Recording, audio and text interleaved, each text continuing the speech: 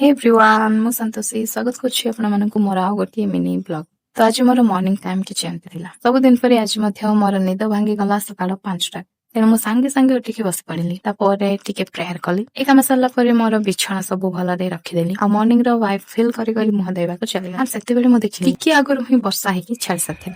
Uh morning row time was न हो सेते पे मु टिके स्क्रिप्ट लिखिली कल लेखिले कोन हबो प्रैक्टिस भी दरकार ना सेते पे गोटे 10 मिनिट प्रैक्टिस कली एंड पका पकी सारे छोटा हबो को जाउतिला सेते पे घर काम भी करबा थिला सो मु पड़े गली नदी को गाधेबा आपन देखि पाथबे गाय मान को मध्य गोठो को निया जाउची सतरे छेड़ी मेंढा को भी सब काम सरला परे खाइबा समय भी जाइथिला तेणु मु खाइबा को बस पूरा गरम गरम भात और डाली आड़ होइथिला कुंभकर्ण करी गिडी देली आ भजन सरला परे टिके मुहर लिपा पच्चा काम करया को पड़े डोंट वरी एती गोबर लिपा हबनी सिंपल क्रीम पाउडर लगा आ थोबड़ा को टिके व्हाइटनेस पाई व्हाइट चूना सॉरी पॉन्ड्स पाउडर लगा हबो ठीक ना कांतो व्हाइट अरे मोह कथा कहूची तो टिके लिप रे वैसलिन लगे आपण भी लगांतु लिप स्मूथ रहे लास्ट रे मु लगेबी टिकली एटा बिना तो एते सब लगेबाटा तुच्छ एंड ये संग माने मोर मॉर्निंग टाइम टा एमती थिला तो दिखाबो नेक्स्ट मिनी ब्लॉग रे सो टाटा।